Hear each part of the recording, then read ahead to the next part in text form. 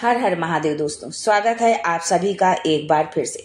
मेरे देवाधिदेव महादेव आप और आपके परिवार पर अपनी कृपा दृष्टि सदा सर्वदा बनाए रखे। दोस्तों, यदि आप अपने जीवन में सुख समृद्धि चाहते हैं, धन वैभव चाहते हैं, अपने जीवन के हर क्षेत्र में सफलता पाना चाहते हैं, व्यापार में तरक्की चाहते हैं, नौकरी में प्रमोशन चाहते हैं, अपने बच्चों का भविष्य उज्जवल बनाना चाहते हैं, तो आप बिल्कुल सही चैनल पर आए हैं। यदि आप पहली बार हमारे इस चैनल पर आए हैं तो चैनल को सब्सक्राइब करके बेल आइकन जरूर दबाइएगा। दोस्तों, सावन का महीना भगवान भोलेनाथ को समर्पित है। प्रत्येक भक्त इस महीने में अपनी इच्छा के अनुसार, अपनी मनोकामना के अनुसार और अपनी सामर्थ्य के अनुसार भगवान भोलेनाथ को प्रसन्न करने के लिए तरह तरह के उपाय करता है, पूजा अर्चना करता है।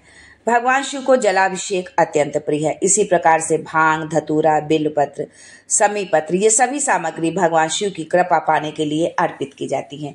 लेकिन क्या आप जानते हैं कि भगवान शिव की पूजा में दीपदान का क्या महत्व है? इच्छा पूर्ति दीपक कैसे जलाए? ऐसी बहुत सारी जानकारी आज आपको इस वीडियो में देने वाले हैं, तो वीडियो अंत तक अवश्य देखें। लेकिन दोस्तों, उससे पहले आपसे रिक्वेस्ट करती हूं कि वीडियो को लाइक करिएगा, दोस्तों को शेयर कर दीजिएगा, और अगर आपने अभी तक चैनल को सब्सक्राइब नहीं किया है तो चैनल को सब्सक्राइब करके बेल आइकन जरूर दबाइएगा। दोस्तों, भगवान शिव की पूजा में दीपदान का बहुत महत्व होता है। ये दीपदान आप प्रत्येक सोमवार को कर सकते हैं या फिर पूरे सावन भी आप इस दीपदान को कर सकते हैं। दीपदान आप अपने घर में या शिव मंदिर में भी जाकर कर सकते हैं। मान्यता है कि सावन माह में भगवान शिव को अगर विशेष दीपक प्रज्वलित करते हैं तो भगवान शिव हमारी संपूर्ण मनोकामनाएं, हमारी संपूर्ण इच्छाएं पूर्ण करते हैं। फिर वो चाहे संतान प्राप्ति हो, विवाह, नौकरी, धन, स्वास्थ्य, कोई भी मनोकामना हो, सावन समाप्त होने से पहले ही आपकी इच्छा पूर्ण होगी। तो दोस्तों, आज के वीडियो में हम एक विशेष दीपक की बात करने वाले हैं जिसे कहते हैं इच्छा पूर्ति दीपक। शिव महापुराण में कहा गया कि यदि हम ये इच्छा पूर्ति दीपक सावन में जलाते हैं तो हमारी संपूर्ण मनोकामनाएं पूर्ण होती हैं। भगवान भोलेनाथ इस दीपक से अतिशीघ्र प्रसन्न होते हैं। तो आज मैं शिव पुराण में वर्णित ये अचूक उपाय आपको बताने वाली हूँ। ये उपाय पूरे सावन मास में कर सकते हैं या फिर सोमवार के दिन भी आप ये उपाय कर सकते हैं। और अभी तो सावन समाप्त होने वाला है, इसलिए आप जो है इस उपाय को यदि आप पूर्णिमा के दिन और पूरे एक महीने की यदि बाती लगा करके आप जो है इसको करते हैं, या उतने दिए आप एक महीने के जलाते हैं पूर्णिमा के दिन में या सावन के अंतिम सोमवार के दिन, तो आपको इसका पूर्ण लाभ मिलेगा। दोस्तों, इस बार जो है सावन का ये जो पवित्र महीना है, इस महीने में आपने बहुत पूजा अर्चना की होगी, बहुत तरह से भगवान भोलेनाथ को प्रसन्न करने की कोशिश की होगी। तो एक कोशिश ये भी करके देखिए, फिर देखिए आपके जीवन में कैसा जो है चमत्कार होता है।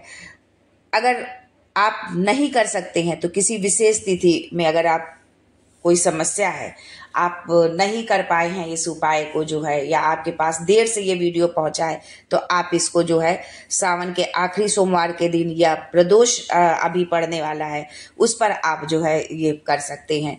पूर्णिमा के दिन आप इस उपाय को कर सकते हैं, और यदि आप प्रदोष के दिन या सोमवार के दिन करते हैं तो बहुत ही अच्छा होगा। अमावस्या और पूर्णिमा पर भी प्रज्वलित आप इसको कर सकते हैं। शिव पुराण में कहा गया है कि जब भी आप ये उपाय करेंगे भगवान भोलेनाथ की कृपा आपको जरूर मिलेगी।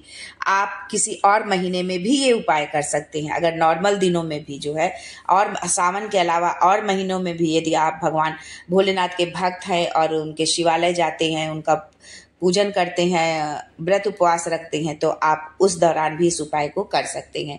ये बहुत दिव्य दीपक है, इस सावन मास में आपको जरूर करना चाहिए। बहुत आसान उपाय है, बहुत आसानी से आप इसे कर सकते हैं। करना क्या है आपको ये जानने के लिए वीडियो में अंत तक जरूर बने रहें, बीच में बिल्कुल भी स्किप ना करें। अब बात करते हैं उपाय के बारे में। ये उपाय आप अपनी किसी भी मनोकामना पूर्ति के लिए कर सकते हैं। संतान की मनोकामना, धन की मनोकामना हो, मतलब आप आर्थिक रूप से परेशान रहते हैं, कोई भी यदि बीमार है, काफी लंबे समय से बीमार है, तो उसके शीघ्र स्वस्थ होने के लिए भी आप ये उपाय कर सकते हैं। आप ये उपाय अपने लिए या अपने परिवार के किसी सदस्य के लिए भी कर सकते हैं, पर जिसके लिए ये उपाय करें वो आपके अपने परिवार का हो, जैसे पति, पुत्र, भाई आदि। ये उपाय आप अपनी विशेष मनोकामना पूर्ति पूर्ति के लिए भी कर सकते हैं। ये उपाय आप बिल्कुल निष्काम भाव से भी आप कर सकते हैं, केवल भगवान भोलेनाथ को प्रसन्न करने के लिए भी आप ये उपाय कर सकते हैं। तब भी आपके जीवन में परिवर्तन होगा। जब हम कोई उपाय निष्काम भाव से करते हैं तो उसका फल कई गुना अधिक प्राप्त होता है। ये उपाय कोई भी कर सकता है, पुरुष भी कर सकते हैं, स्त्रियां भी कर सकती हैं और बच्चे भी कर सकते हैं। दोस्तों, अब आगे जानते हैं कि हमें करना क्या है। आपको एक मिट्टी का दीपक लेना है, चाहे तो आप आटे का दीपक भी बना सकते हैं, शुद्ध साफ आटा हो उसका आप दीपक बना ले। इसमें 2 बत्तियां जो है क्रिस क्रॉस करके आपको डालनी है। अब इसमें इसी दीपक में एक आपको गोल बत्ती डालनी है। अब ये बन गया 5 बत्ती का आपका दीपक। दोस्तों, शिव महापुराण में बताया गया है कि भगवान शिव के 5 मुख है, हर दिशाओं में, मतलब पूरब, पश्चिम, उत्तर, दक्षिण, 4 दिशाओं में उनके मुख है और एक ऊपर की तरफ मुख है, यानी आकाश की ओर, मतलब ऊर्ध्वमुख है। इस तरह से भगवान शिव के 5 मुख बताए गए हैं। यानी इन 5 मुख के निमित्त अगर आप दीप प्रज्वलित करते हैं, मतलब हर मुख के लिए दीप प्रज्वलित किया जाता है, तो इससे आपकी हर मनोकामना पूर्ण होगी। जैसे कि पशुपतिनाथ का व्रत आप करते होंगे तो उसमें 5 दीपक प्रज्वलित किए जाते हैं, यानी 5 अलग अलग दीपक प्रज्वलित किए जाते हैं। जबकि ये एक ही दीपक होता है, 4 दिशाओं की ओर 4 बत्तियां होती हैं और एक बाती ऊपर की ओर ऊर्ध्वमुख के लिए होती है। तो इस तरह से 5 बाती का आपको दीपक तैयार कर लेना है। शुद्ध घी डालना है, तिल का तेल भी आप डाल सकते हैं, जो भी आपके पास उपलब्ध हो। दोस्तों, सुबह या शाम किसी भी समय आप ये उपाय को कर सकते हैं। वैसे जो है प्रदोष काल का समय शिव पूजा के लिए विशेष उपयुक्त होता है। इससे पहले भी मैंने आपको बताया है कि सुबह और प्रदोष काल के समय जो है पूजन का क्या फल होता है भगवान शिव के। अगर आप चाहें तो सुबह ब्रह्म मुहूर्त में और शाम को सूर्यास्त से पहले, दोनों समय में आप ये उपाय कर सकते हैं। पहले आप भगवान शंकर का जलाभिषेक करें, फिर उनका श्रृंगार करें। भांग, धतूरा, बिल्वपत्र, सफेद पुष्प, बेल, फल आदि जो भी सामग्री आपको उपलब्ध हो जाए, यानी आप पूरे श्रद्धा भाव से अपने सामर्थ्य के अनुसार पूजन करें। उसके बाद आपको ये दीपक आपको प्रज्वलित करना है। दीपक की 5 बत्तियां आपको प्रज्वलित करनी है, यानी 4 दिशाओं में जो बाती है वो, और ऊपर की ओर जो गोल बाती रखी है उसे भी। फिर इसी दीपक से भगवान शिव की आरती करिए। फिर दीपक को भगवान शिव के सम्मुख आप रख दीजिए, भगवान भोलेनाथ के सम्मुख। अपने हाथ में अक्षत और पुष्प ले लीजिए। आपकी जो भी मनोकामना वो भगवान से कहिए कि आपने उनकी जो पूजा अर्चना की है उसे वो स्वीकार करें।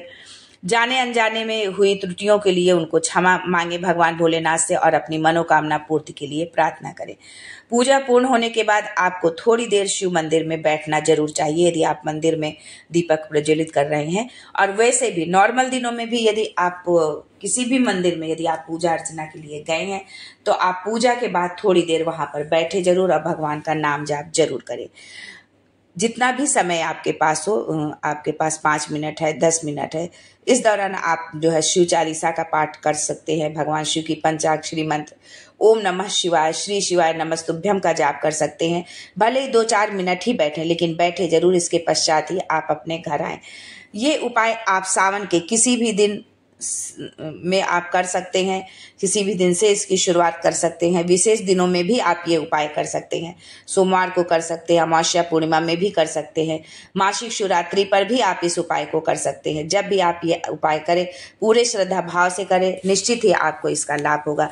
अब ये प्रश्न उठता है ये उपाय घर में करें या मंदिर जाकर। तो दोस्तों, आपको बता दें कि सावन माह में यदि हम मंदिर जाकर ये उपाय करते हैं तो अति उत्तम होगा।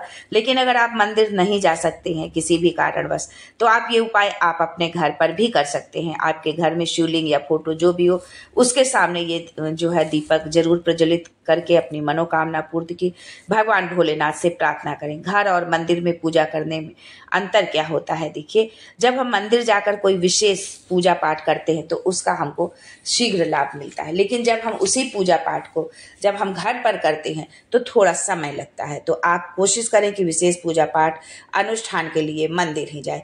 यदि ये उपाय हमारी बहनें या बेटियां कर रही हैं तो थोड़ी दिक्कत आती है। यदि आप पूरे मास ये उपाय करना चाहते हैं, ऐसी स्थिति में आपके घर का कोई भी सदस्य ये उपाय कर सकता है। यदि आप संकल्प ले रहे हैं कि हमें 21 दिन 40 दिन दीपक जलाने का है तो ये नियम खंडित ना हो, इसके लिए घर का कोई भी सदस्य ये कर सकता है, बस नियम नहीं टूटना चाहिए। सावन मास में आप सभी पूजा पाठ तो करते ही हैं, उसी के साथ इस उपाय को भी करिए, आपको अवश्य फल मिलेगा। आज के लिए बस इतना ही, फिर मिलते हैं कुछ नया, कुछ अलग, कुछ अद्भुत लेकर। तब तक के लिए हर हर Mahadev and thanks for watching my video.